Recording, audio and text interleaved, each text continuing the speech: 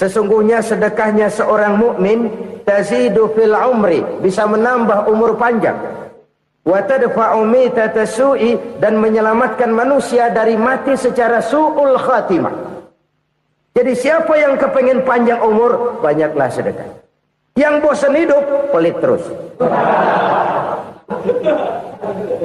Sedekah menambah panjang umur dan menyelamatkan manusia dari mati secara su'ul khatimah. Pak, katanya umur itu nggak bisa ditambah, nggak bisa dikurangin. Kapan? Kalau ajal sudah datang. Fa idza jaa ajaluhum la yastakhiruna sa'atan wa la yastaqdimun. Kalau ajal datang tidak bisa dimajukan, tidak bisa dimundurkan. Itu kalau ajal sudah datang. Tidak bisa lagi umur ditambah dikurangi, sudah datang.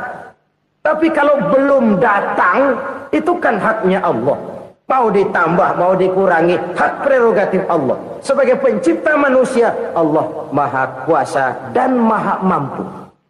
Sedekah ini menambah panjang umur dan menyelamatkan manusia dari mati secara su'ul khatimah. Itu orang mati kan sama ya, kondisinya mati, nggak nafas. Tapi hakikat mati kan lain-lain. Ada yang mati itu husnul khatimah, baik akhirnya.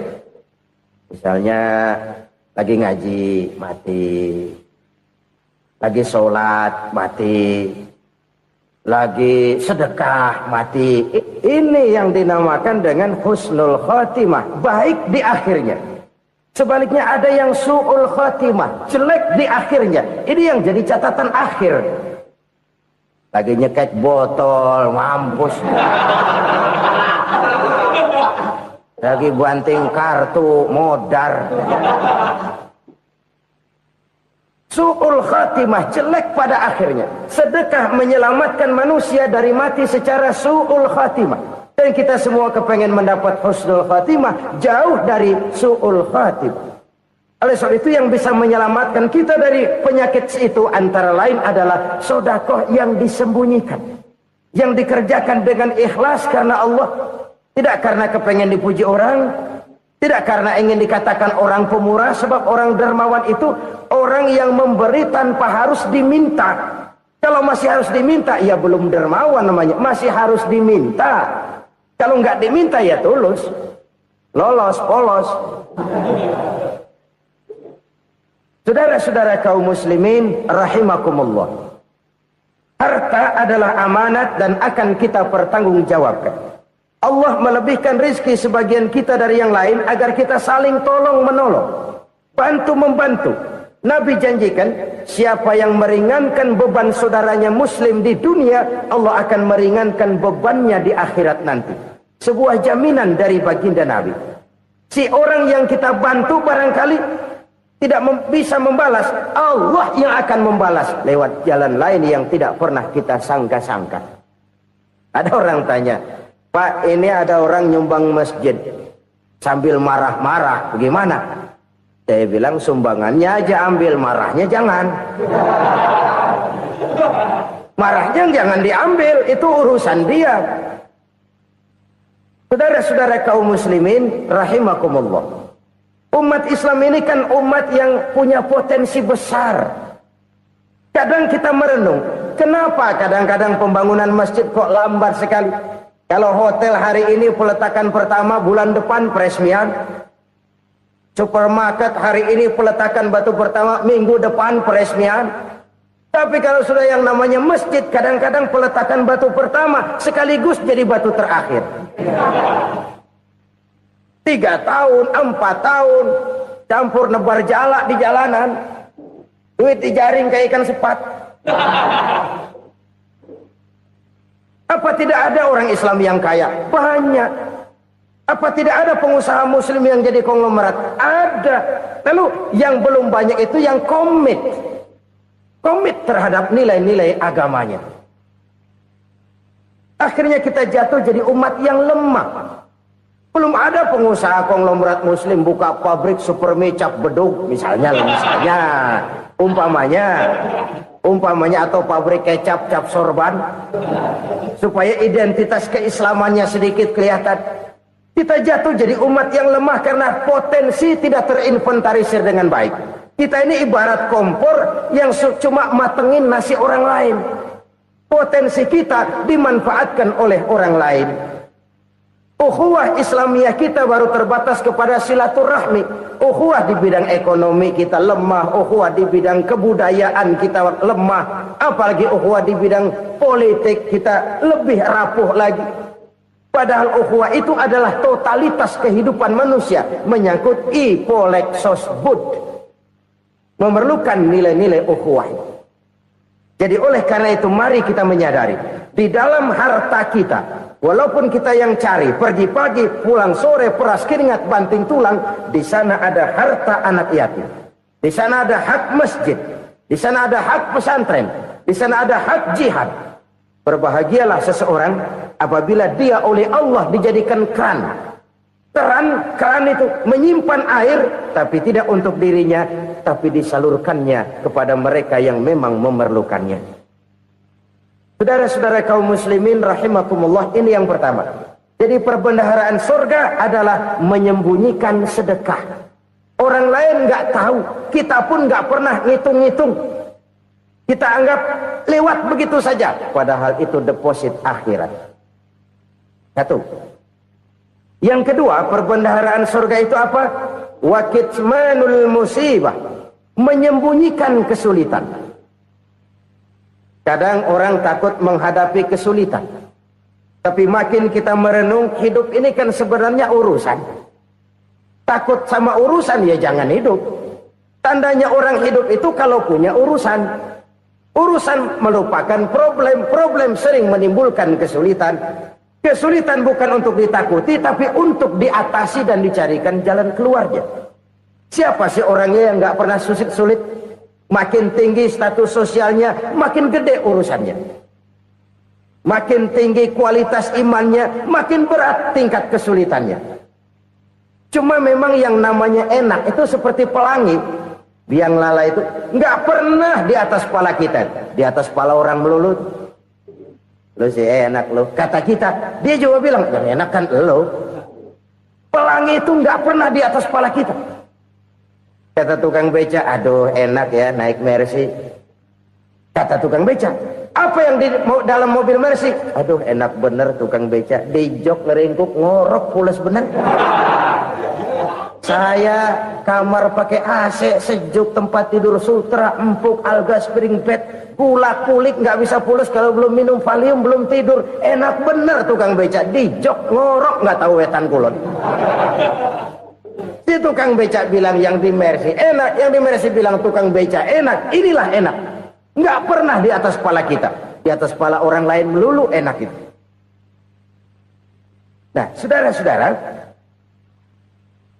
yang merupakan perbendaharaan surga itu orang yang bisa menyembunyikan kesulitan, baik pribadi ataupun rumah tangga. Nih terutama rumah tangga yang jadi soalnya. Kadang-kadang kita ini kalau senang, sebaliknya kalau senang kita diam, kalem aja, cuek. Banyak banget duit kita, bawaan diam aja udah. Malah ketemu orang takut. Tapi begitu susah, sekampung tahu. Padahal Nabi mengajarkan perbendaharaan surga itu menyembunyikan musibah, menyembunyikan kesulitan. Kalau enak, cerita sama orang-orang. Kalau nggak enak, rasain sendiri, tekan sendiri, atasin sendiri. Kita kan sebaliknya. Senang kita diam, asal lagi susah, paling tidak kita nyari teman buat cerita kesusahan. Siapa orangnya yang nggak pernah susah? Cuma soalnya bagaimana kita mengatasi kesusahan itu sendiri. Begitu juga misalnya kalau orang sudah berumah tangga, itu orang tuanya harus menjadi tempat dia cerita yang enak-enak saja. Yang nggak enak rasain berdua, selesaikan berdua, atasin berdua. Jangan dibalik. Asal senang diam, giliran susah saja. Maknya laporan. Terbalik. Bisa menjaga security informasi. Maka nama bayam keluar diam, malah seluitan. Enak amat lo makan daging ayam. Security informasi. Saudara-saudara kaum muslimin rahimakumullah. Ujian yang terberat itu yang pernah diberikan kepada para nabi, para rasul, para aulia, para ulama. Makin tinggi keimanan, makin berat bentuk kesulitan. Ayo saya kemukakan satu contoh saja. Ada seorang nabi yang kaya, nabi kaya, namanya Nabi Ayub. Iblis kalau orang begini kan keki, ibadahnya rajin, kaya. Nah, yang kayak begini susah digodain. Kalau ibadahnya rajin, miskin, kali bisa disogok. Sini imannya mantap, ibadahnya rajin, kaya, nabi lagi. Oh, tapi namanya iblis nggak kurang akal. Laporan, Tuhan, kenapa Les? Ya ini bahasa saya, bahasa Qurannya sih nggak gitu. Itu hambamu yang namanya Ayub, dia rajin ibadah cuma karena dikasih kaya aja. Coba kasih miskin dia, berhenti dia sembahyang. Ah, kamu bisa aja. Saya tahu Ayub itu hambaku yang ikhlas. Saya buktiin Tuhan, silahkan. Dibuktiin lah, iblis turun ke alamin. Yang mula-mula dia lakukan, dia rusak sawah ladang Nabi Ayub. Dia binasakan binatang ternak Nabi Ayub. Sehingga dalam waktu singkat, jatuhlah Nabi Ayub dari orang paling kaya jadi orang paling miskin. Beliau masih ibadah di mihrab dalam masjid. Datang iblis. Saudara Ayub, ya, lagi ngapain? Ibadah. Nyembah Allah, nyembah Allah. Oh, percuma. Kenapa? Tuhan yang ente sembah nih, dia udah bikin miskin ente. Sawah ladang ente hancur lebur, binatang ternak binasa. Sekarang ente jadi orang paling miskin. Ngapain nyembah Tuhan kayak begitu? Tekor. Udah berhenti dah ibadah, berhenti ibadah. Ini iblis sama Tuhan laporannya lain, yang dikerjakan kepada Nabi Ayub juga lain. Benar begitu iblis kata Nabi Ayub? Iya. Sawah ladang saya habis, buras. Binatang ternak saya binasa, binasa. Saya miskin, bangpak. Apa jawab Nabi Ayub? Bukan innalillahi, ya ini hebat. Alhamdulillahillazi a'tani wa akhadha minni. Segala puji bagi Allah yang telah memberikan harta kepada saya dan sekarang mengambilnya lagi. Alhamdulillah. Allah yang ngasih, Allah yang ambil. Itu mah urusan Allah. Iblis cuman ibadah jalan terus, sujud lagi Nabi Ayub. Iblis seleher gondok banget. Dasar Nabi nggak mempan dia apa-apain. Miskin malah alhamdulillah. Allah yang ngasih, Allah yang ngambil. Jadi kalau kita tidak komit, kita tidak terikat kepada kaya, miskin, senang, susah, apa yang bisa bikin kita susah? Jadikan kekayaan, kemiskinan, jadikan senang, susah sebagai anak buah yang bisa kita atur. Jangan kekayaan ngatur kita, jangan kemiskinan ngatur kita. Kita yang harus mengatur mereka. Senang, susah, kaya, miskin, bahagia, sengsara, jadikan itu anak buah yang bisa kita atur. Kalau sekarang kita kaya, lain saat boleh jadi kita miskin, semiskin-miskinnya. Allah yang ngasih, Allah yang ngambil. Tenaga mana yang bisa menghalangi?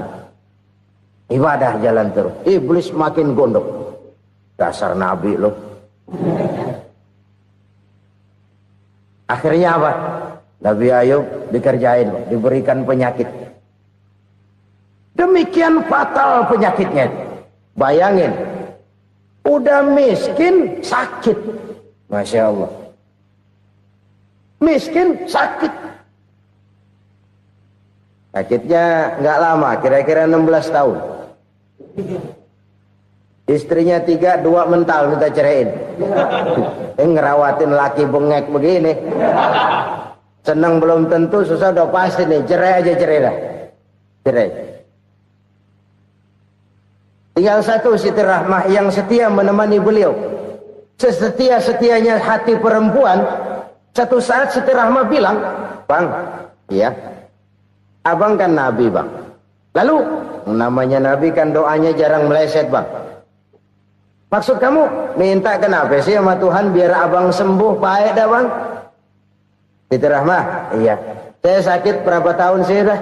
16 tahun bang. Sebelum ini saya sehat berapa tahun? Ya kira-kira 60 tahun bang. Nah coba ente banding-bandingin Rahmat. Saya dikasih sehat 60 tahun, dikasih sakit 16 tahun. Sudah nggak sabar mau doa kepada Allah minta sembuh. Saya malu kepada Allah. Diuji dengan yang luar biasa seperti ini, tidak mengganggu stabilitas kehambaannya. Dia tetap menghamba kepada Allah Subhanahu wa ta'ala. Saudara-saudara kaum muslimin rahimakumullah. Kunci menghadapi kesulitan itu apa? Allah jelaskan dalam satu ayat, wa basyiris sabirin alladzina iza asabathum musibah qalu inna lillahi wa inna ilaihi raji'un. Gembirakan orang-orang yang sabar. Siapa mereka itu? Yang apabila mendapat musibah mereka kembali kepada keyakinan dasar segalanya dari Allah dan segalanya akan kembali kepada Allah. Ini konsepsi dasar dari sikap muslim dalam menghadapi berbagai kesulitan. Segalanya dari Allah, segalanya akan kembali kepada Allah.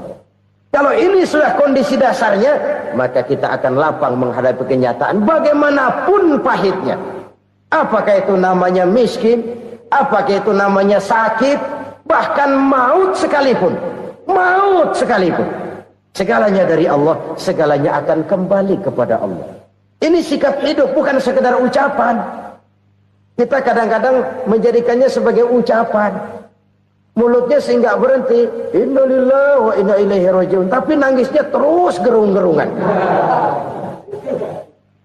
Bukan itu, ini kesadaran moral. Kalau segalanya dari Allah, segalanya kembali kepada Allah, kan sebenarnya cuma nunggu giliran. Hari ini saya nyembayangin dia, entah hari apa saya disembayangin orang. Hari ini saya antar dia ke kubur, entah hari apa orang nganterin saya ke kubur. Hari ini saya tahlilkan dia, entah nanti kapan orang tahlilkan saya. Segalanya dari Allah, segalanya akan kembali juga kepada Allah.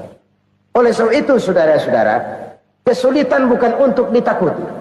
Kesulitan justru untuk diatasi, dicarikan jalan keluarnya.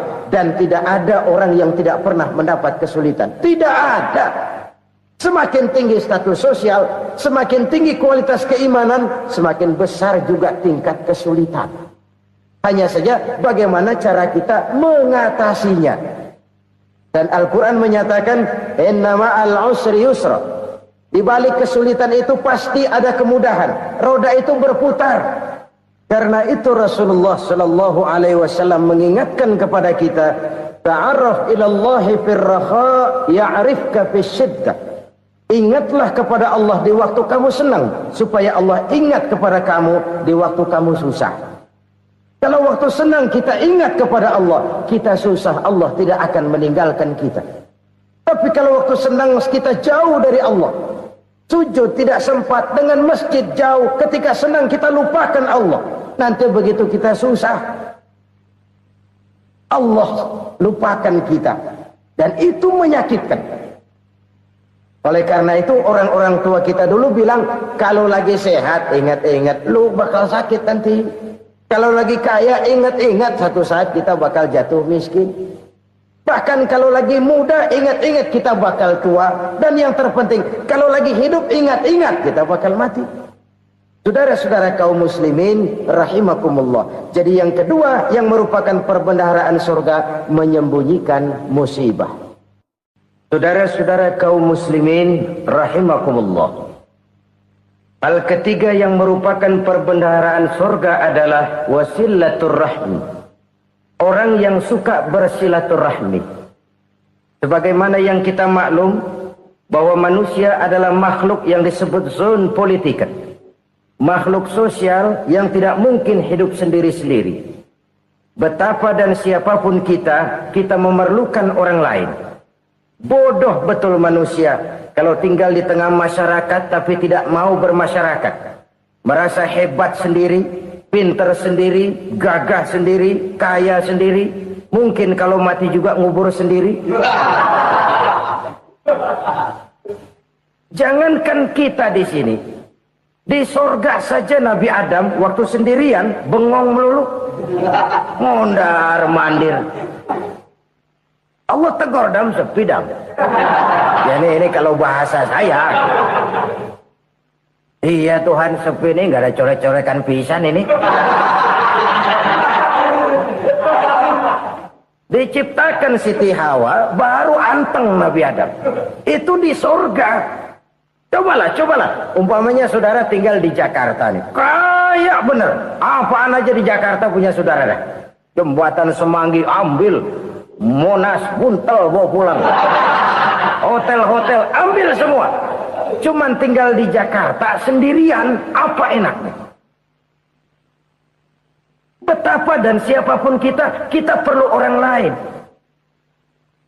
Tidak ada seorang pun yang bisa memenuhi kebutuhan hidupnya secara sendiri-sendiri. Nah, Islam telah menyelamatkan manusia dari ras diskriminasi. Mengikat manusia dengan persaudaraan yang berlandaskan kepada akidah. Karena itu dianjurkan bersilaturahmi. Bahkan Nabi menyatakan, Man arada ayyubsata lahu fi rizkihi wa yunsa'a fi atharihi falyasil rahimah. Siapa yang kepengen diluaskan rezekinya dan dipanjangkan usianya, banyaklah ia bersilaturahmi. Siapa yang kepengen dimudahkan rezekinya, hendaknya ia banyak bersilaturahmi. Kalau banyak teman, kesulitan kan paling tidak ada tempat cerita. Udah susah, sendirian kita pikirin diri, nggak ada tempat tukar pikiran. Cepet banget sama bengek. Dilawan sendiri. Nah, secara makro kita bisa berkata, tidak mungkin ada kemenangan kalau tidak ada kekuatan. Tidak ada kekuatan kalau tidak ada kesatuan dan persatuan. Tidak mungkin ada kesatuan dan persatuan tanpa semangat silaturahmi. Kalau umat Islam mau menang, dia harus kuat. Kalau umat Islam mau kuat, dia harus bersatu. Kalau umat Islam mau bersatu, dia harus membudayakan silaturahmi ini. Bahkan sampai-sampai kata Nabi, kalau bisa cari nilai tambah. Apa? Silman qata'ak. Bersilaturahmilah kau kepada orang yang marah denganmu. Masya Allah, indahnya ajaran agama kita. Orang yang marah pun kepada kita, kata Nabi, kalau bisa bersilaturahmilah kepadanya, kepada orang yang marah itu. Di situ nilai tambah. Cuman jujur nih hadis, ngucapinnya gampang, ngamalinnya yang berat banget. Orang marah sama kita disuruh silaturahmi, ada apa malu? Lu marah, ada gua marahan lagi. Tunggu pikirin. Saudara-saudara kaum muslimin rahimakumullah. Tapi ini yang diajarkan, bahkan ini yang dicontohkan oleh baginda Rasul. Bagaimana begitu mudah, misalnya satu saat Abu Jahal ini ngatur strategi bagaimana bikin Muhammad celaka. Dia gali lubang di depan tempat tidurnya. Dia tutupin daun korma. Terus dia panggil seseorang, ke sini. Kasih tahu Muhammad, pamannya sakit keras, minta ditengokin. Berangkat orang ini ke sana. Muhammad, labbaik. Pamanmu sakit keras, dia minta ditengokin. Baik, saya akan datang menjenguk beliau. Berangkatlah Nabi ke rumah Abu Jahal tanpa prasangka apapun. Abu Jahal udah pasang setil, selimut 3 rangkap setengah dipakai, persis kayak orang meriang. Tapi sembari ngintip dari balik selimut, begitu Muhammad buka pintu, nah masuk perangkap nih. Muhammad jalan menuju tempat pembaringan. Makin lama makin dekat, makin lama makin dekat, makin dekat ke lubang yang dipasang oleh Abu Jahal itu. Dalam hati Abu Jahal, terus dah jatuh, mampus dah lo ini. Mampus lo hari ini. Apa yang terjadi? Malaikat Jibril datang. Muhammad, pamanmu cuma pura-pura sakit. Di depan tempat tidurnya ada lubang perangkap supaya kamu jatuh ke situ. Sudah, kamu pulang. Balik kanan Nabi. Sudah hampir jatuh ke lubang, balik kanan, pulang. Bayangin kecewanya Abu Jahal. Muhammad dikit lagi. Enggak paman, saya pulang aja. Emosi bangun dari tempat tidur, enggak sadar kalau lagi pura-pura sakit. Lompat ngejar Nabi, dia lupa dengan lubang yang dia gali. Pusrak, nyemplung sendiri ke dalam lubang.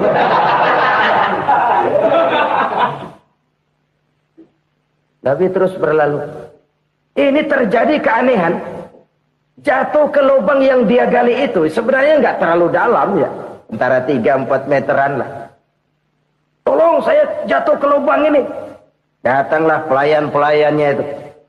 Angkat saya dari sini. Oh, yang ngulurin tambang. Satu gulung, belum juga nyampe itu tambah. Kurang, beli lagi ke warung. Sambung, ulur lagi, enggak juga bisa sampai. Wah, ini kerjaan Muhammad ini. Tolong, siapa salah seorang kamu ke rumah Muhammad? Kasih tahu, encangnya kecebur. Minta ditolongin. Sampaikan kepada Rasul. Kenapa? Pamanmu jatuh ke lubang, Muhammad minta tolong diangkatin. Tambang udah nyambung-nyambung, nggak nyampe juga. Ya, nanti saya datang, saya tolong. Coba. Nyata-nyata orang berniat jahat mau mencelakakan dia. Datang dia menolong. Ini yang disebut air tuba dibalas air susu ya ini. Bukan sebaliknya. Air tuba dibalas air susu. Paman, kecebur ya? Iya Muhammad, tolong ini. Pegang tangan saya. Nabi ulurkan tangannya. Nyampe. Dipegang oleh Abu Jahal. Diangkat ke atas. Sampai atas, apa kata Abu Jahal? Sihirmu memang hebat Muhammad. Udah ditolongin dikata sihir. Yang enak kita kemplang kan itu orang begitu. Urusan apa? Tapi inilah akhlak. Kalau bisa kamu bersilaturahmilah dengan orang yang marah kepadamu sekalipun. Orang marah kita tetap baik. So, kalau kita berbuat baik sama orang yang memang baik, rasanya sih biasa-biasa aja. Orang baik kita baik lagi, ya draw aja, belum ada nilai tambah di situ. Baru ada nilai tambah kalau kita bisa berbuat baik kepada orang yang nyakitin kita. Itu namanya kita setingkat di atas dia. Dia sakitin kita, kita berbuat baik sama dia. Dia pelit sama kita baik sama dia. Dia marahin kita deketin dia. Di situ kita punya nilai tambah. Jadi siapa yang ingin diluaskan rezekinya kata Nabi dan dipanjangkan umurnya, hendaklah ia banyak-banyak bersilaturahmi. Sederhana sebenarnya silaturahmi, tapi silaturahmi membangkitkan semangat kesatuan dan persatuan. Kesatuan dan persatuan melahirkan kekuatan. Dalam matematika 1 ditambah 1 pasti 2. Tapi di tengah masyarakat, 1 orang takut ditambah 1 orang takut, hasilnya jadi 2 orang setengah berani. Kenapa setengah berani? Karena udah berdua. Tadi pan takut sendirian. Kalau dia kumpul turu-turu takutlah jadi berani. Kita yang lemah, kita yang tidak berdaya, kita yang miskin, kalau mau kompak bersatu, apa yang nggak bisa kita kerjain? Apalagi tinggal di kota besar, pilihan cuma 2. Bertahan atau minggir. Bertahan atau minggir. Untuk bisa bertahan harus mampu bersaing. Untuk mampu bersaing harus punya keahlian. Keahlian harus ditunjang dengan pendidikan, ditambah oleh kekompakan sebagai umat. Udah miskin mencar mulu, orang injak kita. Orang nggak pandang urusan apa yang malu.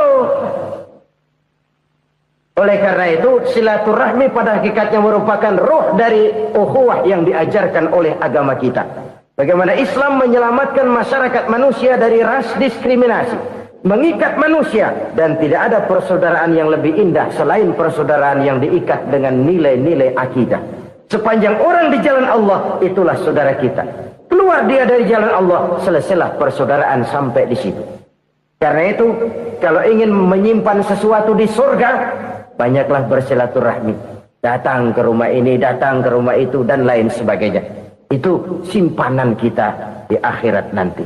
Ini yang ketiga. Saudara-saudara, yang keempat, perbendaharaan surga itu apa? Wa qawlu la hawla wa la quwwata illa billah. Ucapan la hawla wa la quwwata illa billah. Ibadah kan ada yang berat, modalnya besar. Bangun masjid berat, modalnya besar. Bangun rumah sakit berat, modalnya besar. Ada ibadah yang berat, tapi modalnya ringan. Misalnya puasa. Puasa itu berat, mengendalikan nafsu. Kalau sekedar nggak makan, nggak minum sih enteng. Mengendalikan nafsu. Itu jihad terbesar, tapi kan modalnya ringan, cuma niat saja. Ini ibadah berat, modalnya ringan. Ada ibadah yang ringan, modalnya juga enteng. Seperti termasuk ucapan la haula wala quwata illa billah. Tanpa sadar, la haula wala quwata illa billah. Nyelengin tuh di surga. Nyelengin, kita nggak terasa. Nyelengin simpenan akhirat. La haula wala quwata illa billah. Nyimpan lagi. Kaget, la haula wala quwata illa billah. Nyimpan lagi. Banyak simpenan. Walaupun sebenarnya yang dimaksud di sini adalah kesadaran batin bahwa tidak ada daya dan kekuatan kecuali Allah. Itu intinya. Kita memulai pekerjaan disunahkan baca bismillah, kan begitu? Apa itu? Kesadaran moral bahwa ini saya bisa kerjakan. Saya kerjakan ini dengan menyebut nama Allah. Kenapa? Kalau Allah tidak memberikan daya dan kekuatan, mana mampu saya kerjakan ini. Maka saya kerjakan ini dengan menyebut nama Allah. Bismillah. Kesadaran moral. Manusia hanya wajib berusaha, tapi nggak pernah wajib berhasil. Banyak hal-hal yang kalau kita renungkan secara rasio, nggak mungkin. Tapi jadi kenyataan. La haula wa la quwata illa billah. Tidak ada daya dan kekuatan kecuali bagi Allah semata-mata. Kesadaran moral akan kelemahan dan keterbatasan makhluk bernama manusia. Kadang kita kagum dengan otak, tapi kita sering lupa sama yang bikin otak. Padahal bagaimanapun hebatnya otak, yang bikin otak pasti lebih hebat dari otak. Nggak percaya, silahkan otak-otakan. Inilah kecenderungan. Kita kagum dengan pesawat-pesawat mutakhir, bukan main, besi gede banget terbang itu. Alangkah hebatnya. Lalu apa yang bikin otak tidak lebih hebat dari itu semua? Kita puji laut. Apa yang bikin laut tidak lebih hebat dari laut itu? La haula wa la quwata illa billah. Tidak ada daya dan kekuatan kecuali Allah. Apa yang bisa kita lakukan kalau tidak karena daya dan kemampuan yang diberikan oleh Allah kepada kita? Lahirlah sikap tawadu, rendah hati. Tidak melonjak menjadi angkuh dan sombong. Sadar akan kelemahan dan keterbatasan diri. Sebagai makhluk yang diciptakan oleh Allah subhanahu wa ta'ala. Jadi satu sisi ini ucapan yang berpahala. La haula. Jadi wiridan. Pada sisi lain ini kesadaran moral. Sikap mental. Kesadaran batin. Bahwa yang punya daya dan kekuatan itu cuma Allah. Kita nggak pantas untuk sombong. Sebab sombong itu pakaiannya Allah. Kita nggak sedang pakai pakaian Allah, kegedean. Dan makin kita renungi, makin terbentur. Apa sih yang bisa kita sombongin? Kita mau sombong apa? Kaya? Pintar? Itu kan semua relatif. Di atas langit masih ada langit lagi. Jadi oleh karenanya, marilah kita menyadari. Manusia hanya wajib berusaha, tapi tidak pernah wajib berhasil. Yang berusaha saja tidak wajib berhasil, apalagi yang tidak berusaha. Islam bukan agama orang pemalas yang selesai sholat lalu enggelohom, enggelenggem ayem-ayem. Tapi Islam bukan agama orang sombong yang setelah berusaha lalu tidak memerlukan Allah. Kita bisa saja bikin proyeksi, tahun sekian kita bakal panen besar, menurut perhitungan otak. Tapi ada kejadian lain. Apa? Tikus ngambek. Habis itu dimakanin tikus, panen gagal. Proyeksi rasional gagal oleh tikus-tikus yang ngambek itu. Bisa saja terjadi. Tahun depan kita panen besar. Urung. Kenapa? Musim panas panjang. Dan sekarang ini koran-koran bikin berita musim mengalami penyelewengan. Bukan cuma manusia yang nyeleweng sekarang. Musim pakai nyeleweng. Mestinya kan musim hujan udah selesai. Masih hujan-hujan juga. Musim. Nah sekarang kita boleh bikin proyeksi. Kita bakal panen besar. Tahu-tahu musim panas panjang. Sawah retak, air kering. Cari teknokrat yang paling botak. Suruh pendekin tuh musim panas. La haula wa la quwata illa billah. Inilah kesadaran moral. Saudara, saya teringat satu saat ada seorang konglomerat. Umurnya ya kira-kira 70-an. Satu saat dia ditanya oleh wartawan, "Pak, umur Bapak berapa sih?" "Ya paling 10 tahun." 10 tahun? 10 tahun? Anak Bapak berapa orang? Satu. Satu saja? Satu. Harta Bapak berapa? Ya paling-paling bangsa 7 juta kali. 7 juta? Iya. Pak, kenapa Bapak bohongi saya? Bapak punya buku biografi. Koran-koran, majalah-majalah banyak memuat cerita riwayat hidup Bapak. Saya tahu umur Bapak 70. Kenapa bilang cuma 7 tahun? Saya tahu anak Bapak 8. Kenapa cuma bilang 1? Saya tahu harta Bapak miliaran, mungkin triliunan. Pabrik di mana-mana, bank di mana-mana. Kenapa bilang uang Bapak cuma 7 juta? Nah, kata si konglomerat tadi, "Kamu benar, nak, kamu benar. Umur saya kalau jumlahnya memang 70, nak. Cuman ingat-ingat saya, baru 7 tahun terakhir ini saya sujud. Baru 7 tahun terakhir ini saya berusaha dekat dengan Allah. Saya laksanakan perintahnya, saya jauhi larangannya. 7 tahun inilah rasanya yang ada nilainya di hadapan Allah. Yang 63 tahun matong, kelabu, kelem umur gue. Habis untuk maksiat, untuk munkarat. Maka ketika ditanya tadi, umur saya 7 tahun itu. Oh begitu Pak. Oh iya. Lalu anak Pak. Anak Bapak kan 8. Kenapa bilang cuma 1? Nah, kalau jumlah hitungannya memang anak saya 8. Tapi dari 8 orang ini rasanya cuma 1 nih. Yang bakal jadi buah hati, belahan jantung. Pelanjut cerita, penerus sejarah. Bakal jadi anak soleh yang akan mendoakan saya. Cuma 1 rasanya anak saya ini yang bakal jadi buah hati saya. Besar-besaran saya. Yang akan mendoakan di kubur saya. Yang akan mendoakan di akhirat saya. Yang 7 orang mana? Masya Allah, yang atuh tenggeng. Yang atuh nyekek botol mulu. Yang atuh nggak karu-karuan. Makanya saya bilang 1 anak saya yang akan bisa mendoakan saya. Oh begitu Pak. Iya. Nah harta Pak. Harta Bapak kan triliunan. Pabrik Bapak di mana-mana. Uang Bapak hampir di tiap bank-bank besar. Kenapa bilang cuma 7 juta? Betul kau nak. Harta saya kalau jumlahnya memang miliaran, triliunan mungkin. Tapi yang saya ingat baru 7 juta tuh yang saya belanjakan di jalan Allah. Saya nyumbang masjid, saya santuni yatim piatu, saya bantu pembangunan pesantren, saya bantu pembangunan rumah sakit Islam. Itu yang akan saya bawa pulang ke akhirat, yang 7 juta itu. Yang triliunan itu nanti akan diperebutkan oleh anak-anak saya sebagai waris saya. Jadi harta saya 7 juta itu yang bakal nemenin saya di akhirat. Yang akan saya bawa pulang jadi teman saya. Saudara-saudara kaum muslimin, jangan-jangan orang tua itu adalah kita-kita ini. Jangan-jangan kita-kita ini adalah orang tua itu. Jangan-jangan itu potret dari diri kita masing-masing.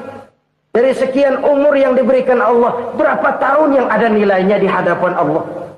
Dari sekian anak-anak yang merupakan amanah, berapa yang akan mendoakan kita sebagai orang tuanya menjadi anak soleh?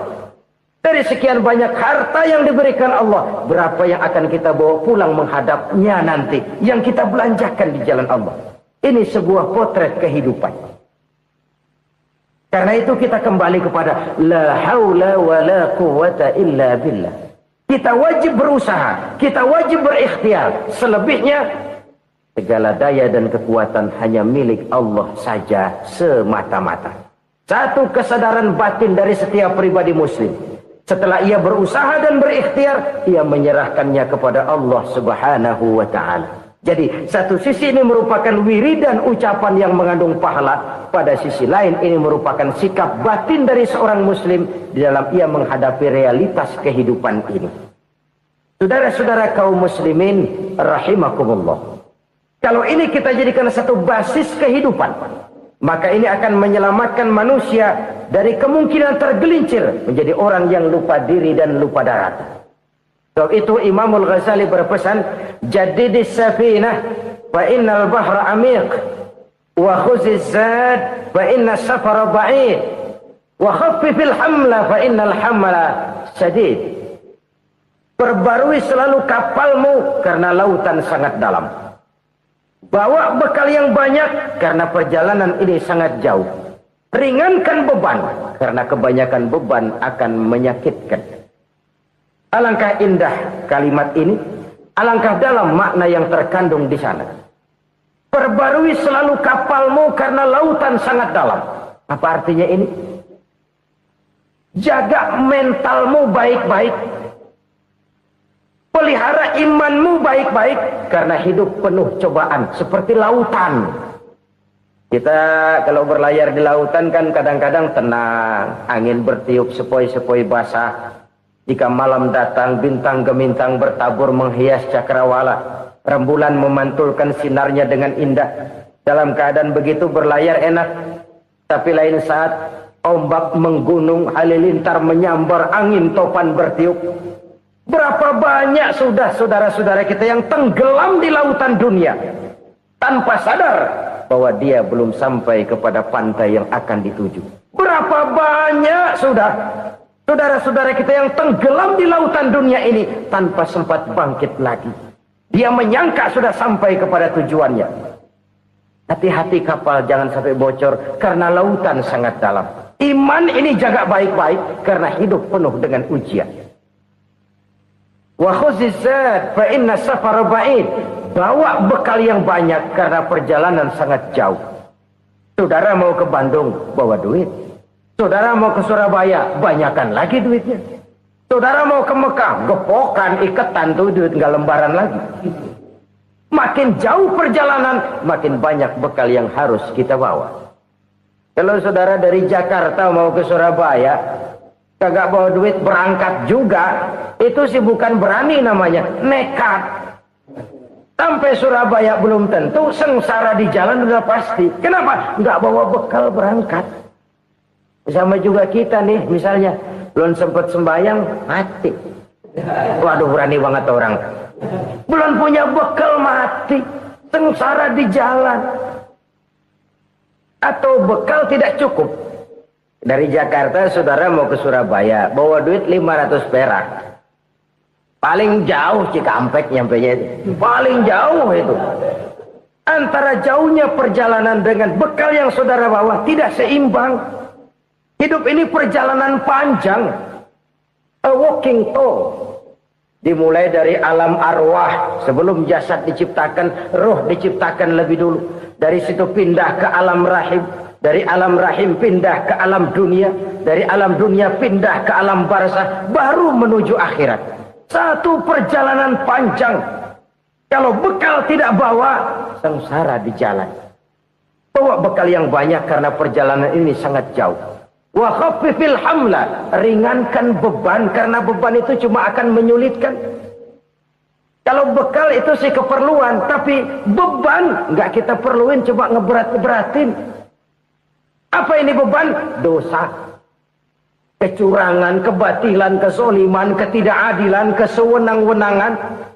Itu akan jadi beban kita di akhirat.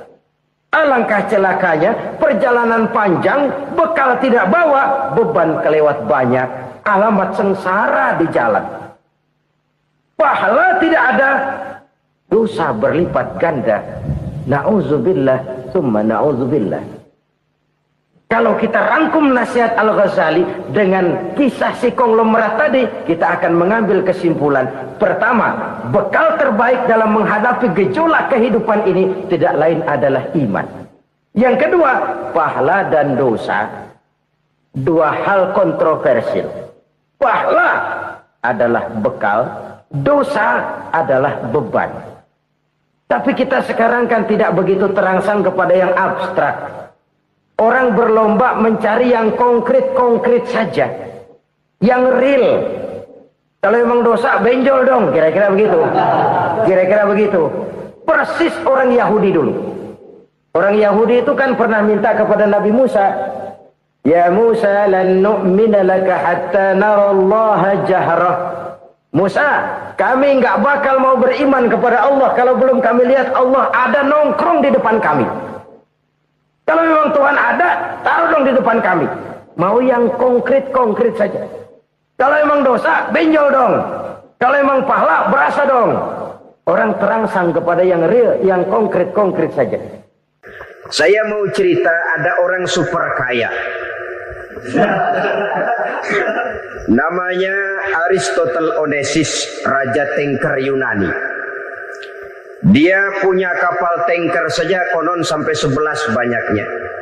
Punya perusahaan penerbangan yang disebut Olympic Airlines. Punya hotel di berbagai kota besar di dunia ini. Sejak dari New York, London, Paris, Rome dan sebagainya.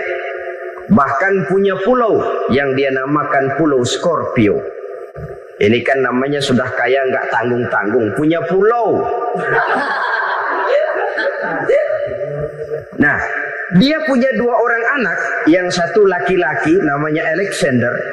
Yang satu perempuan namanya Maria Onesius. Seluruh harapannya tertumpah kepada anak lakinya Alexander ini, yang akan meneruskan usahanya, meneruskan kekayaannya, meneruskan dinastinya. Apa yang terjadi? Ternyata anak yang dia harapkan yang bernama Alexander ini mati muda dalam kecelakaan pada waktu dia olahraga. Apa olahraganya? Namanya olahraga anak orang kaya, golongan jet set. Olahraganya olahraga pesawat terbang. Jatuh. Ya, nggak kaput, habis mati. Tinggal satu anak perempuannya, Maria Onesius. Tapi anak perempuan ini juga malah urakan. Terakhir dia pacaran, bahkan kemudian kawin sama orang Rusia. Rupanya Aristotle Onesius ini broken. Kekayaannya yang berlimpah ruah, perusahaannya yang begitu banyak, siapa yang akan meneruskan? Siapa yang akan menggantikan? Sampai kemudian dia mengurung diri di Pulau Scorpio dan mati di sana secara mengenaskan. Seorang multi-jutawan, seorang yang super kaya, mati menyendiri di pulau sepi. Ibarat kata pepatah, anak ayam mati di lumbung. Bukan kekurangan makanan, keurugan makanan. Begitu kehidupan Aristotle Onesius. Dan banyak orang-orang yang sudah demikian kaya sampai dibingungkan oleh kekayaannya sendiri. Telusurilah kehidupan David Rockefeller misalnya, Henry Ford misalnya, Adnan Khashoggi misalnya. Multi jutawan yang kadang-kadang dibuat keder oleh kekayaannya sendiri. Pantas ketika Imam Ali ditawarkan orang, "Ya Ali, kalau kepadamu disuruh pilih ilmu atau harta, kau pilih mana?" Ya jelas pilih ilmu dong. Kenapa? Pertama, ilmu kalau kita berikan kepada orang lain tambah. Tapi harta kalau kita berikan kepada orang lain kurang. Saudara punya uang 10.000, dibagi orang 5.000, jelas uang saudara berkurang. Tapi saudara punya ilmu diberikan kepada orang lain bisa, saudara pun makin mantap. Tidak lantas jadi bodoh karena ngajarin orang. Saudara bisa Fatihah lalu mengajarkan orang Fatihah. Orang bisa, saudara pun makin hafal. Tidak lantas setelah diajarin orang ilmunya hilang. Begitu datang dia minta orang, "Tolong ajarin saya Fatihah." Udah habis, nggak ada.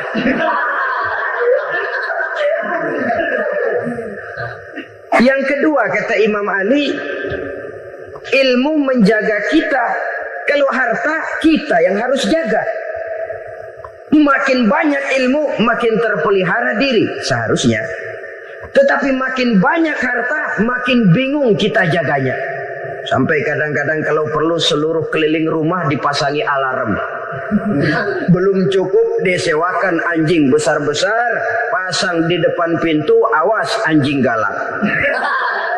Masih belum cukup juga, cari centeng tukang-tukang kepruk jaga rumah. Masih terasa belum aman, padahal rumahnya dikelilingi tembok besar. Di balik tembok ada pintu-pintunya tebal. Di balik pintu itu terbuka masuk kamar, kamar pun ada pintunya pun kuat.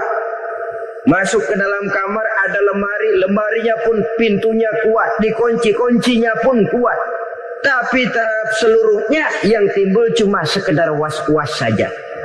Kesimpulannya sekali lagi, tanpa harta orang memang sulit untuk bahagia. Tapi harta semata-mata tidak merupakan jaminan orang akan bahagia. Dengan hati yang luas, itu modal utama untuk mencapai kebahagiaan hidup. Orang yang hatinya luas, saudara-saudara, punya hati yang lapang, melihat kenyataan hidup ini, dia bersyukur senantiasa kepada Allah. Lantas tidak timbul hasud dan iri hatinya. Oleh karena itu, jiwanya selalu lapang. Kalau tidak, cupik hati namanya. Dangkal pandangan, tidak senang melihat orang lain dapat nikmat, dan itu sering dijadikan contoh. Kalau orang yang lapang dada, dia lihat tetangganya beli TV baru, dia berkata, alhamdulillah ya, tetangga kita beli TV, mudah-mudahan kita bisa ikut nonton. Lapang dadanya. Tapi orang yang sempit hati, lihat tetangga beli televisi, meriang. Enggak diapa-apain, meriang. Besoknya dengar tetangga beli motor, makin sakit, ke rumah sakit. Lalu di rumah sakit dengar tetangganya beli mobil, mati. Disiksa oleh perasaannya sendiri. Orang kalau hati sudah sempit dalam hidup, kemanapun dia pergi, sempit rasanya medan kehidupannya.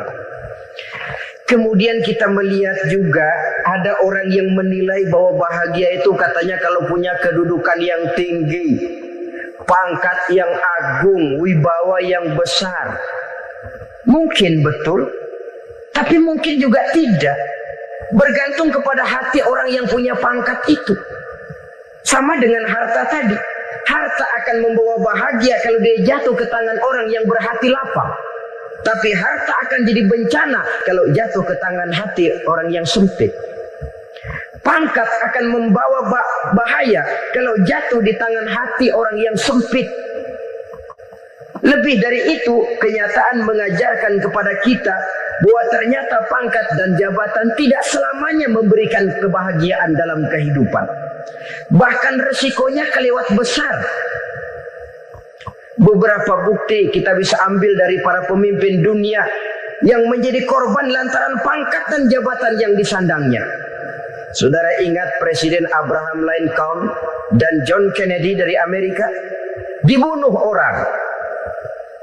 Park Chung-hee dari Korea Selatan, Ziaur Rahman dari Bangladesh, Anwar Sadat dari Mesir, terakhir Indira Gandhi dari India, menjadi korban dari pangkat dan jabatan yang disandangnya dari orang-orang yang tidak senang dia memegang jabatan itu.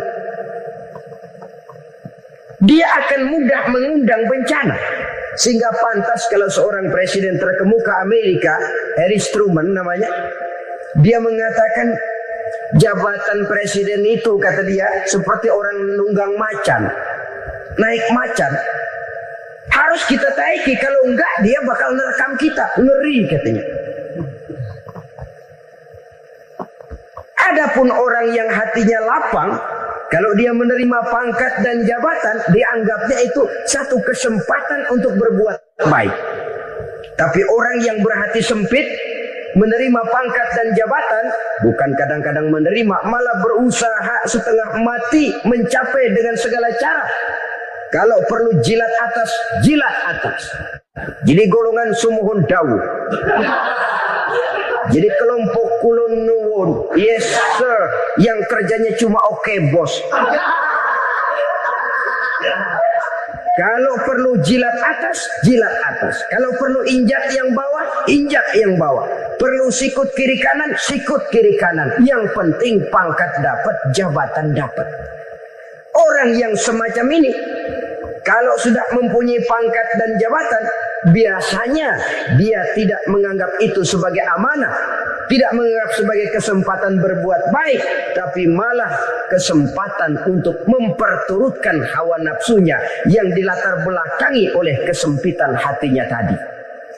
Apalagi kalau orang memperoleh pangkat karena banyak mengeluarkan uang. Seakan-akan pangkat dan jabatan itu sekarang macam proyek, pakai tender. Siapa yang berani bayar segini, naik. Nggak berani, minggir. Padahal logikanya, kalau orang mencapai satu jabatan karena banyak mengeluarkan uang, hampir bisa dipastikan bahwa setelah jabatan itu dia pegang, langkah pertama yang akan dilakukannya ialah berusaha bagaimana uang yang dia keluarkan supaya kembali. Ya paling kurang pulang modal dulu dong. Soal mikirin rakyat soal nanti, tapi ini modal harus pulang. Itu celakanya kalau orang memperoleh pangkat dan jabatan cuma karena banyak mengeluarkan uang. Jarang orang yang mempunyai keyakinan dan pandangan bahwa pangkat dan jabatan merupakan amanah. Jadi sekali lagi, pangkat dan jabatan mungkin saja membawa kebahagiaan kalau jatuh ke tangan orang yang berhati lapang. Tapi bisa jadi bencana kalau dia jatuh ke tangan orang yang mempunyai hati yang sempit. Dan lagi-lagi stresnya hati yang lapang. Lalu sebagian orang, saudara, ada yang berpandangan katanya bahagia itu kalau jadi orang terkenal, mempunyai popularitas, menjadi idola di kalangan remaja, di kalangan orang tua, di segala lapisan masyarakat. Padahal makin populer orang makin terikat dia. Ya kalau macam kita ini kan nggak punya nama, nggak populer, tengah malam buta mau nongkrong di warung Tegal aman. Tapi pangkat, jabatan, kedudukan, popularitas menyebabkan kita diikat dengan berbagai macam peraturan. Cuma mandi sama ke WC saja yang nggak dikawal.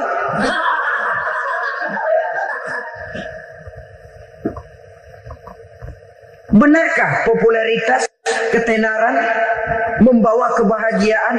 Mungkin. Ya, tapi mungkin juga tidak. Kenapa? Banyak orang-orang populer yang mengakhiri hidupnya secara tragis. Kita ambil beberapa nama. Di Amerika tahun 60-an ada bintang seksi paling terkenal yang dijuluki sex bomb. Bom seks. Sampai sekarang jadi legenda, namanya Marilyn Monroe. Singkatan dobelnya itu inisialnya MM, Marilyn Monroe. Terkenal, top, sampai dia mati tahun 62. Namanya sekarang masih saja dibicarakan orang. Kenapa dia bunuh diri? Tidak punya hartakah dia? Banyak. Kurang populerkah dia? Seluruh dunia mengenalnya. Sejak rakyat kecil sampai pejabat tinggi dia punya hubungan. Kenapa? Jenuh. Dia terlahir dalam keadaan yatim. Setelah itu tidak lama dia berangkat remaja, ibunya meninggal. Pindah dari wanita asuh ke wanita asuh sampai 12 orang ibu angkatnya. Dan kekecewaan yang paling parah, setiap laki-laki yang dekat dengannya hanya seperti kapal berlabuh. Datang dan pergi silih berganti. Padahal dia merindukan seseorang yang bisa melindungi hidupnya. Dia rindukan itu dan dia tidak pernah menemukan. Itu yang akhirnya menyebabkan dia minum pil tidur kelewat dosis. Minum obat tidur kebanyakan. Ya tidur terus sampai sekarang.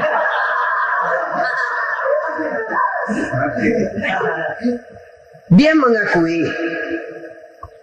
saya telah memiliki ketenaran, tapi saya tidak pernah hidup dalam ketenaran itu. Saya pandai main sandiwara, tapi saya ingin hidup dalam alam yang real sebagaimana umumnya orang. Itu yang dia rindukan. Menyusul jejak yang namanya Marilyn Monroe ini, Billie Holiday, saudara kenal tentu, di rumah sakit dirawat. Dia juga minum obat overdosis, mati lagi. Jimi Hendrix minum obat tidur overdosis kelewat batas, mati lagi. Lalu yang menghanyutkan diri di danau, Janis Joplin dan Brian Jones. Ini orang-orang populer, orang-orang terkemuka yang mengakhiri hidup secara tragis. Bukan karena tidak terkenal, mungkin karena sudah saking terkenalnya. Contoh paling belakangan, Bruce Lee. Wah, ini tukang-tukang keprok tentu kenal siapa dia. Sampai sekarang pun tabir kematiannya masih merupakan misteri. Dan yang masih hidup juga menunjukkan gejala yang aneh. Michael Jackson, rumahnya di Beverly Hills itu dijaga sedemikian rupa, dan dia selalu curiga kepada setiap makanan harus steril, bersih dari segala macam kimia. Kemana dia pergi, itu tukang-tukang kepruk sudah selalu menjaga dan mengawal, dan dia seakan takut menunjukkan mukanya yang asli. Hingga kalau tampil ke tengah di luar show, dia kadang memakai pakaian yang tidak menunjukkan dia yang sebenarnya. Takut dikenali orang. Ternyata popularitas sering jadi momok yang meracuni kehidupan manusia. Oleh karena itu, benarlah junjungan kita pada saat beliau mengajarkan orang akan bahagia kalau dia mempunyai hati yang lapang. Nah, sekarang masalahnya untuk mendapatkan hati yang lapang, caranya bagaimana? Kita kembali kepada konsep Quran. Allah mengajarkan, ala inna bi dzikrillahi tatmainnul qulub. Ketahuilah bahwa dengan banyak mengingat Allah, hati akan tenang, jiwa akan lapang. Dengan kata lain, dekat dengan agama, merasakan kehadiran Allah dekat dalam hidup, itu muara pertama untuk mencapai hati yang lapang. Ala inna bi dzikrillahi tatmainnul qulub. Jangan macam orang sekarang ingin mendapatkan ketenangan lalu tapak di puncak gunung, di gua-gua, di tempat sepi. Iyalah kalau nggak ada ular. Kalau tergigit ular berbisa, ketenangan belum mati jelas itu. Islam positif untuk mendapatkan ketenangan. Ala inna bi dzikrillahi tatmainnul qulubi. Bahwa ketahuilah bahwa dengan banyak mengingat Allah, hati akan tenang, jiwa akan lapang, nuansa pikiran akan luas. Karena yang namanya bahagia ada dimanapun manusia berada. Di kampung ada bahagia, di kota ada bahagia. Di ngarai, di lembah, di gunung, di hutan, di lautan, di angkasa luar. Dimanapun bahagia itu ada kalau kita bermodalkan hati yang lapang ini. Dan hati akan lapang kalau kita dekat dengan agama. Dekat dengan harta buat sementara hati mungkin tenang. Tapi ketenangan yang relatif dan temporer.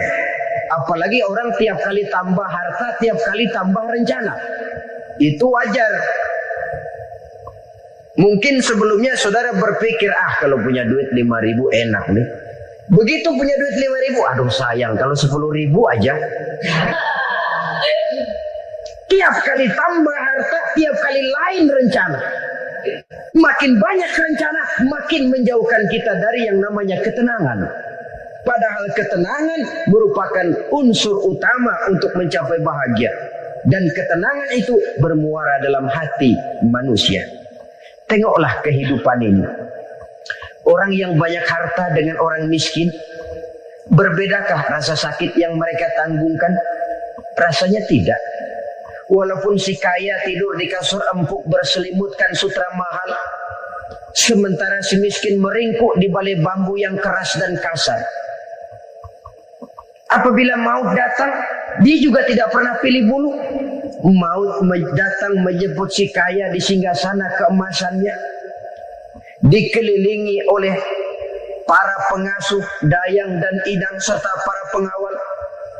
Dan maupun datang menjemput si miskin papa sehingga ia tergelepar di tepian jalan.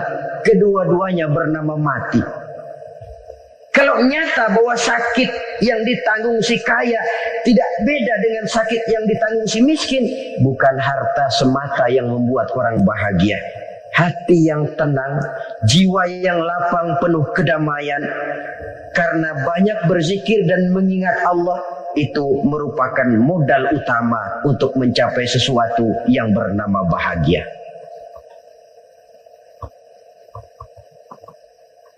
Saudara hadirin yang saya hormati, inilah yang pertama dari 4 ciri yang digambarkan oleh Nabi tentang tanda-tanda orang bahagia. Dan harus berangkat dari yang pertama ini, hati yang lapang. Ini yang harus kita miliki lebih dahulu. Baru nanti akan menyusul kepada poin yang ketiga, kedua, dan selanjutnya. Sebab kalau hati sudah terisi dengan jiwa yang lapang, seluruh persoalan insya Allah akan bisa kita atasi dengan sebagaimana mestinya. Yang kedua sekarang, tanda orang bahagia menurut baginda Nabi, markabun syariah. Orang bahagia itu kata beliau punya kendaraan biar cepat asal lancar. Artinya kemana dia mau pergi mudah. Apa maksud hadis ini? Kalau kita kaji lebih dalam, kendaraan itu kan alat transportasi. Transportasi tidak lain adalah usaha memudahkan komunikasi. Pindah dari situ kepada teori bahwa manusia adalah zon political, makhluk bermasyarakat yang tidak bisa memenuhi kebutuhan hidupnya secara sendirian. Kita memerlukan keberadaan orang lain dalam kehidupan ini.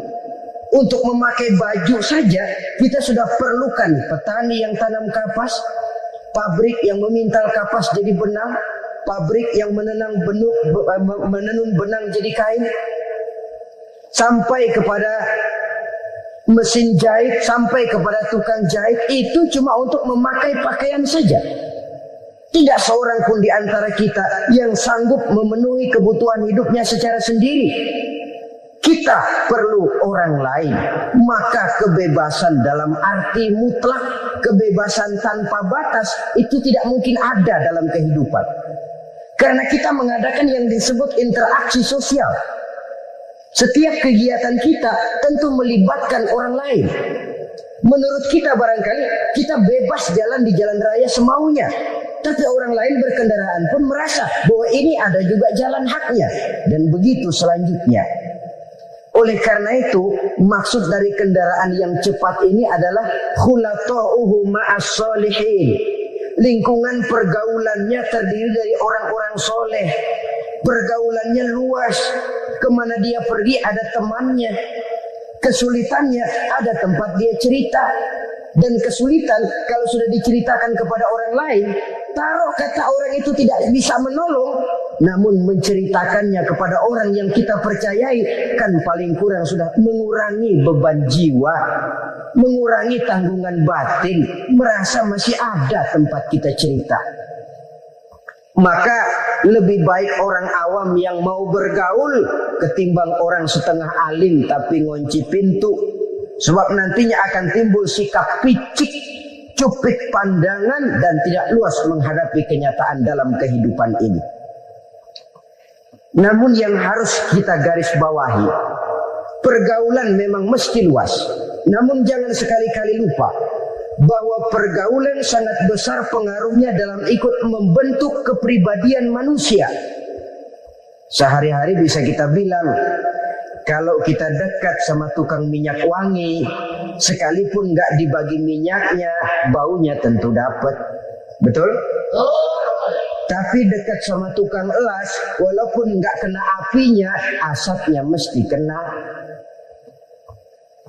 Kalau Syauqi mengatakan lebih jelas lagi, man asyaral asrafa asa musyarrafan wa muasyiral anzali ghairu musyarrafin. Awalam taral jildal hakira muqabbalan bisagri lamma sara jildal mushaf. Siapa yang bergaul dengan orang mulia, dia bakal ikut menjadi mulia. Tapi siapa yang berteman dengan orang hina, dia tidak bakal ikut menjadi mulia. Tidakkah kau lihat, kata Syauqi, kulit kambing yang hina pun dicium orang ketika menjadi kantong Quran. Kulit kambing hina, kalau dia sendirian gak ada yang mau cium. Tapi begitu dia bergaul dengan Quran, menjadi kantong Quran, dipakein minyak wangi, ditaruh di tempat yang tinggi, mau diambil dicium dulu, dibawa dengan penuh hormat dan hati-hati. Kulit kambing yang hina lantaran berteman dengan Quran, numpang mujur. Tapi coba lihat kalau kulit kambing berteman dengan kayu, jadi beduk, habis. Zohor dikemplang, asar dipukul. Itu pun sedikit saja, cuma salam milih teman. Yang temannya Quran dihormati orang, yang temannya kayu lantaran jadi beduk, gelap-gelap subuh orang udah kemplangi.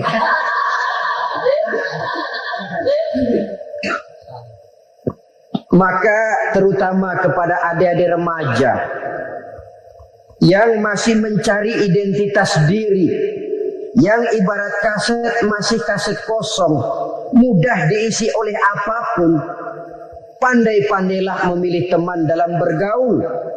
Karena banyak orang yang tadinya baik-baik, ketika terseret dalam pergaulan dengan orang yang tidak baik, kebaikannya menjadi lentur dan luntur. Tapi berapa banyak bajingan-bajingan tengik, orang-orang yang berlumur noda dan dosa, tiap hari melakukan maksiat, namun bergaul dengan orang yang baik-baik, pada akhirnya sedikit demi sedikit beringsut dan berangsur dia terbiasa mengikuti kebaikan-kebaikan. Saya tekankan ini kepada remaja karena mereka masih mencari identitas diri. Apa yang mereka lihat mereka mau, apa yang mereka dengar mereka ingin tahu. Coba lihat kehidupan remaja. Pulang nonton film Rambo, pengen jadi Rambo, gagah, maunya belekai melulu. Pulang nonton film Superman, pengen bisa terbang. Pulang nonton India, nyanyi melulu. Wajar, mereka masih mencari identitas diri. Saya ini sebenarnya siapa? Lingkungan, pergaulan akan membentuk itu. Karena itu pandai-pandailah bergaul karena ia sangat besar pengaruhnya dalam ikut membentuk kepribadian manusia. Apalagi sifat yang jelek lebih cepat menularnya ketimbang sifat yang baik. Sifat yang baik, watak yang soleh itu lambat sekali untuk menular. Tapi yang tidak baik, kan prosesnya mah kalau remaja biasanya mula-mula dengar. Karena dengar lalu pengen tahu. Karena pengen tahu lalu ngeliatin. Begitu ngeliatin kan pengen nyobain. Setelah nyobain ketagihan. Nah, ini prosesnya. Yang namanya ganja, morfin, narkotik awalnya kan begitu. Mula-mula dengar katanya kalau sudah fly to the sky, sudah melayang ke langit katanya, disitulah puncak kebahagiaan. Mulanya cuma dengar. Karena dengar pengen tahu. Karena pengen tahu lalu melihat, kumpul sama orang yang suka ngeganja. Setelah ngelihat, nah pengen ngerasain. Begitu ngerasain, enak juga, ketagihan. Kalau sudah ketagihan jadi penyakit kronis, bisa merembet kepada yang lain. Iya, kalau orang tuanya mampu untuk beli morfin, beli ganja. Kalau tidak kan pikirannya ngayap. Jemuran siapa ya gue sabut. Timbullah perbuatan-perbuatan negatif yang bermula dari salah pergaulan. Apalagi buat adik-adik remaja yang tinggal di kota-kota besar, yang pengaruh budaya, pengaruh kesenian, pengaruh struktur kehidupan yang nampak makin individualistis, di mana persaingan tajam, tensi ekonomi tinggi, orang mudah mengalami stres. Pandai-pandailah dalam bergaul, sekali lagi, karena ia sangat besar pengaruhnya dalam ikut membentuk kepribadian manusia. Orang bahagia punya kendaraan yang cepat, artinya punya pergaulan yang luas dan lingkungan pergaulannya terdiri dari orang-orang yang soleh. Kemana dia pergi ada teman, kesulitannya ada tempat dia cerita.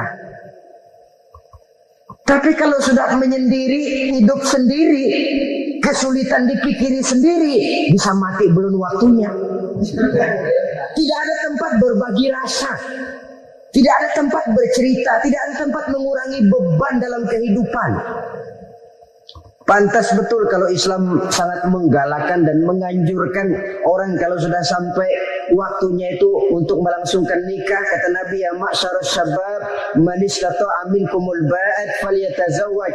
Hai para pemuda, kalau sudah mampu memberi nafkah, kawinlah, nikahlah kamu. Kenapa? Sudah ada teman hidup, tempat berbagi rasa. Kesulitan kalau ada tempat cerita akan lebih ringan ketimbang kita telan sendiri, walaupun bobot kesulitannya sama beratnya. Saudara-saudara kaum muslimin rahimakumullah. Inilah ciri yang kedua, punya kendaraan biar cepat asal lancar. Kemana kita mau pergi gampang. Dengan kata lain, setelah hati yang luas, pergaulan yang luas. Dua. Yang ketiga sekarang, tanda orang bahagia itu menurut Nabi, misbahun mudhi'un, punya lampu yang terang. Oh, itu enggak problem. Sekarang sudah zamannya listrik masuk desa, Pak. Lampu sudah terang semua. Betul, kalau itu yang dimaksud. Tapi tidak cuma itu. Karena lampu yang dimaksud di sini, lampu yang akan menerangi seluruh perjalanan hidup. Dan perjalanan hidup itu sudah dimulai sejak kita terlahir ke alam ini sampai masuk ke alam barzah, kumpul di padang mahsyar sampai ke akhirat. Lampu yang menerangi itu yang diperlukan. Kalau lampu, katakanlah yang paling top sekarang kan lampu jenis Mercury. Taruhlah itu di rumah kita, dia cuma menerangi rumah kita. Menerangi hati pun tidak sanggup. Bila kita masuk ke alam barzah, alam kubur, sanggupkah si Mercury yang begitu terang menerangi alam barzah kita? Tidak sanggup lagi. Sanggupkah lampu yang ratusan watt, bahkan puluhan ribu watt menerangi kehidupan di padang mahsyar? Tidak akan sanggup lagi. Kalau demikian, yang dimaksud lampu yang terang di sini apa? Tidak lain amal soleh, kebajikan yang kita lakukan dalam hidup. Itu yang akan jadi lampu penerang. Di dunia nama kita akan terang. Jasad kita boleh hancur terkubur tanah, tapi nama kita akan dikenang orang. Begitulah kalau orang meninggalkan kebajikan dalam hidup seperti sekarang. Ribuan orang tiap saat berziarah ke kubur Imam Syafi'i, ke kubur Imam Malik, ke kubur Imam Ghazali, ke kubur orang yang baik-baik, orang yang soleh-soleh. Kebajikannya yang ditinggalkan, yang mengukir namanya dengan tinta emas. Sehingga saudara sudah terbaring di alam kubur, orang lewat, Allah, ini kuburannya Fulan bin Fulan, dulu ini kebaikannya Masya Allah, saya ikut merasakan. Mari kita mampir sebentar, kita Fatihah. Mohon disampaikan Allah pahalanya kepada almarhum. Al-Fatihah. Itu kalau orang baik-baik. Lalu saudara tanya, Pak, orang mati dikirimin Fatihah apa nyampe pahalanya? Saya jawab, kalau saudara nggak percaya, mati dulu dah. Nanti saya Fatihain, tungguin di sana. Umpama nggak sampai, balik lagi kemari. Sekarang ini kan maunya otak-otakan saja. Kalau nggak masuk otak, nggak percaya. Padahal alam gaib itu nggak bisa diotak-otakin. Sama saja dengan saudara pernah dengar cerita kapal Tampu Mas tenggelam kan? Pernah nggak? Di mana? Nah, di laut Masa Lembo. Begitu ke Tampu Mas tenggelam, ratusan penumpang itu terjun ke laut, dipermainkan gelombang, berjuang menghadapi maut itu. Orang lagi timbul tenggelam di lautan, dihantam ombak, kita tengokin pakai helikopter. Pak, lagi timbul tenggelam ya? Iya, tolongin. Jangan khawatir Pak nih, saya kirim intan Pak, harganya 10 juta. Kira-kira orang yang timbul tenggelam di laut seneng nggak? Kan mahal toh intan 10 juta. Kenapa dia nggak senang? Karena intan 10 juta dalam kondisi seperti itu tidak sanggup menyelamatkan dia. Dia akan girang kalau dikirimin ban mobil bekas, dikirimin papan terentang atau bambu. Intan yang 10 juta dia nggak girang. Ban mobil bekas yang 1000 perak, tuh pegang, itu yang dia girang betul. Inilah sebabnya Nabi berkata, mal mayyitu fi qabrihi illa kal ghariqil mutaghawwis. Orang yang meninggal di alam kuburnya seperti orang timbul tenggelam di lautan. Yantaziru da'watan min ahli, menunggu doa dari keluarganya yang masih hidup. Duh, bapak saya sudah meninggal, saya sayang benar sama dia. Kirimin kulkas ke kuburannya. Itu sama saja dengan tadi orang tenggelam di lautan dikirimi intan yang harganya 10 juta, tidak sampai. Begitulah kalau kebajikan yang kita tinggalkan dalam hidup, sudah mati pun kubur kita masih diziarahi orang. Tapi kalau jahat yang kita tinggalkan, boro-boro lah orang mau doa lewat dekat kuburan kita juga seram. Tuh bajingan no, dulu mati dipendem di situ tuh. Jangan lewat situ, ntar kesurupan, jangan. Lewat saja orang ngeri. Konon lagi membacakan Fatihah dan mengirimkan doa. Hidup pada hakikatnya adalah kesempatan untuk berbuat baik. Maka sekali kesempatan itu diberikan, manfaatkan dengan sebaiknya. Sebab kesempatan kedua tidak akan pernah ada. Kesempatan berbuat baik di sini, di akhirat sudah pembalasan namanya. Sekali kesempatan itu dicabut, dia tidak akan pernah dikembalikan lagi. Kata Iqbal, hidup tidak mundur ke belakang, Bung. Berhenti diinjak orang, mundur hancur. Tidak ada kata mundur dalam hidup ini. Berhenti diinjak orang, mundur kecebur. Tidak ada kata lain. Harus maju dalam kehidupan, dalam artian yang positif. Hidup adalah kesempatan untuk mengumpulkan kebajikan yang sebanyak-banyaknya. Di situ nilai daripada manusia. Sekarang ini memang nggak kelihatan kok, orang yang banyak pahala sama yang banyak dosa nggak kelihatan kok. Barangkali kalau habis bikin dosa palanya pada benjol, mungkin orang takut sama dosa. Tapi sekarang sama saja, orang yang banyak dosa dengan yang nggak banyak dosa jalan bareng dari belakang sama, nggak kelihatan beda. Tapi ada waktunya di mana pahala memegang peranan, di mana dosa diperlihatkan. Sama saja kalau kita bawa mobil siang, lampu kan nggak begitu berfungsi. Apa lalu bilang, alah ini lampu berat-beratin, copot-copotin aja dah. Tidak perlu begitu. Kenapa? Pada satu saat malam senja akan datang. Bila matahari terbenam, senja pun datang, gelap mulai merayap, disitulah baru terasa perlunya lampu. Pahala begitu. Sekarang orang yang nggak ada pahalanya nggak kelihatan dalam kehidupan. Tapi pada satu saat senja kehidupan akan datang. Ajal merenggut nyawa, malam merayap, dan hidup mulai diliputi kegelapan di alam barzakh. Dikala itu kalau nggak punya lampu, alangkah malangnya kita.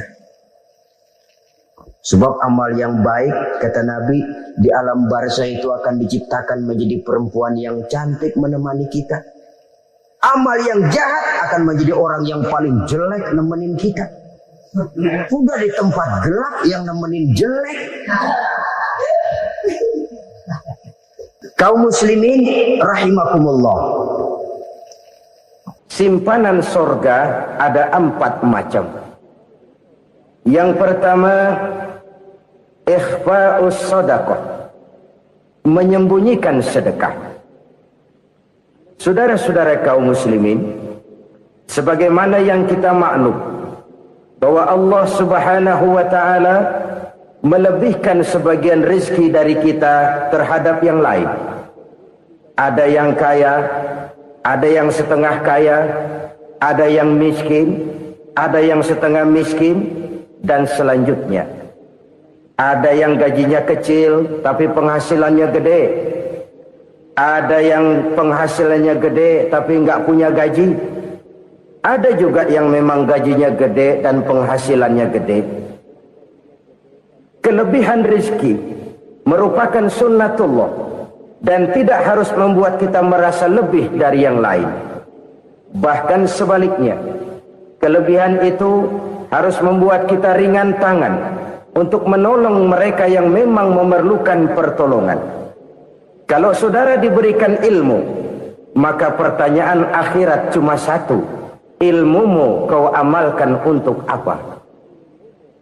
Kalau saudara diberikan umur yang panjang, pengadilan akhirat juga bertanya satu: umurmu kau habiskan di mana?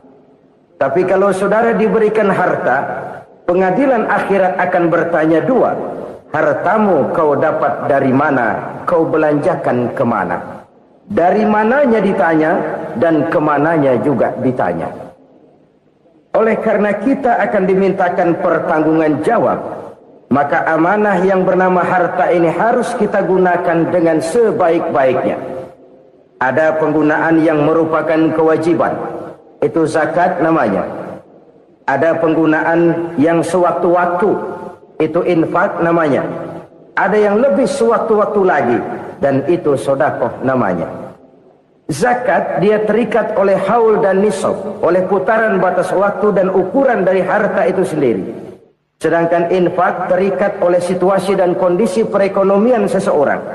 Sedangkan sedekah tidak terikat dengan apapun. Dalam kondisi seperti apapun kita bisa melakukan sedekah dengan yang terkecil sekalipun. Sampai-sampai Rasulullah sallallahu alaihi wasallam mengajarkan, la tahqiranna minal ma'rufi syai'an walau an talqa akhaka biwajhin talik. Atau ada hadis, tabassumuka fi wajhi akhika laka sedekah. Senyumanmu kepada temanmu adalah sedekah.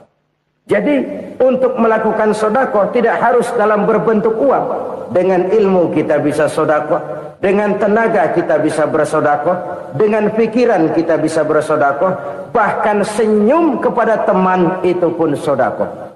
Jadi kalau sedekah dengan uang memang belum punya uang, nyengir aja banyakin. Itu asal pada tempatnya, jangan lalu ketemu tiang listrik cengengesan.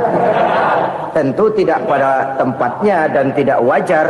Nah, sedekah yang paling dicintai Allah adalah sedekah yang disembunyikan. Artinya jauh dari sifat riya. Kan kadang-kadang ada orang sedekah itu disebutkan namanya, apa tidak bagus? Kalau memang niatnya ikhlas, ya bagus-bagus saja. Untuk memberikan sugesti kepada yang lain. Si Fulan bin Fulan nyumbang sekian, diumumkan. Boleh kalau niatnya untuk memberikan rangsangan kepada yang lain supaya dia menyumbang lebih besar dari orang tadi. Tapi kalau itu mendatangkan riya, maka sedekah yang paling dicintai Allah adalah sedekah yang disembunyikan. Tangan kiri saja tidak tahu apa yang diberikan oleh tangan kanan. Sedekah yang dilakukan dengan ikhlas akan merupakan perbendaharaan surga, tersembunyi dari pandangan orang lain, tidak seorang pun tahu. Karena memang sikap yang baik adalah melupakan kebaikan dan mengingat kesalahan. Itu salah satu ciri orang bahagia. Orang yang selalu mengingat kesalahannya dan berusaha melupakan segala kebaikannya. Kalau dia akan berada kebaikan, dia tidak bisa ikut, dia merasa rugi karena dia merasa belum pernah berbuat baik. Tapi kalau akan melakukan kesalahan baru, dia ingat kesalahan yang sudah-sudah, sehingga terhalang baginya untuk melakukan satu kesalahan baru. Demikianlah saudara-saudara, bahwa Allah melebihkan rizki sebagian kita dari yang lain, agar terjadi tolong-menolong dalam kehidupan ini. Jadi kesenjangan yang nature, kesenjangan yang alami, itu sunnatullah. Ada yang kaya, ada yang miskin, ada yang kelas menengah. Nah, kenapa lalu sekarang kita berusaha mengentaskan kemiskinan? Oleh karena adanya kesenjangan struktural. Kalau yang kaya bisa semakin kaya, kenapa yang miskin tidak bisa naik jadi ikut sedikit kaya? Sebab pada dasarnya Islam adalah agama yang sejak turunnya sudah berupaya memerangi kemiskinan. Bahkan dikatakan kemiskinan itu mendekatkan kepada kekufuran. Orang kalau miskin udah dekat banget sama kafir. Gampang menjadi kafir. Berapa banyak saudara-saudara kita yang oleh karena soal perut, oleh karena soal materi, terpaksa meninggalkan dan menanggalkan akidahnya. Menjual petunjuk yang diberikan Allah dengan kesenangan dunia yang cuma sebentar ini. Na'udzubillah, thumma na'udzubillah. Jadi makin kita sembunyikan satu sedekah, semakin banyak perbendaharaan kita di surga. Sedekah yang paling dicintai Allah adalah sedekah yang disembunyikan.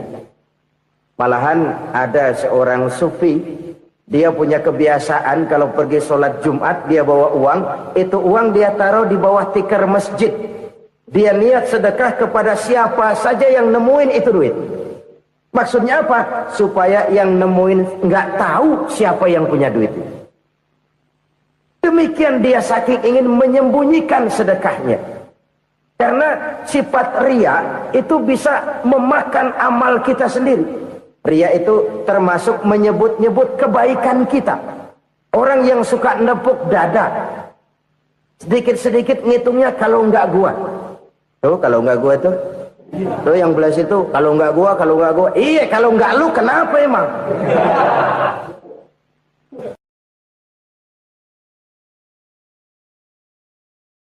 Tolong menolong dalam kehidupan ini. Jadi kesenjangan yang nature, kesenjangan yang alami, itu sunnatullah. Ada yang kaya, ada yang miskin, ada yang kelas menengah. Nah, kenapa lalu sekarang kita berusaha mengentaskan kemiskinan? Oleh karena adanya kesenjangan struktural. Kalau yang kaya bisa semakin kaya, kenapa yang miskin tidak bisa naik jadi ikut sedikit kaya? Sebab pada dasarnya Islam adalah agama yang sejak turunnya sudah berupaya memerangi kemiskinan. Bahkan dikatakan kemiskinan itu mendekatkan kepada kekufuran. Orang kalau miskin udah dekat banget sama kafir. Gampang menjadi kafir. Berapa banyak saudara-saudara kita yang oleh karena soal perut, oleh karena soal materi, terpaksa meninggalkan dan menanggalkan akidahnya. Menjual petunjuk yang diberikan Allah dengan kesenangan dunia yang cuma sebentar ini. Na'udzubillah, thumma na'udzubillah. Jadi makin kita sembunyikan satu sedekah, semakin banyak perbendaharaan kita di surga. Sedekah yang paling dicintai Allah adalah sedekah yang disembunyikan. Malahan ada seorang sufi, dia punya kebiasaan kalau pergi sholat Jumat dia bawa uang, itu uang dia taruh di bawah tikar masjid. Dia niat sedekah kepada siapa saja yang nemuin itu duit. Maksudnya apa? Supaya yang nemuin enggak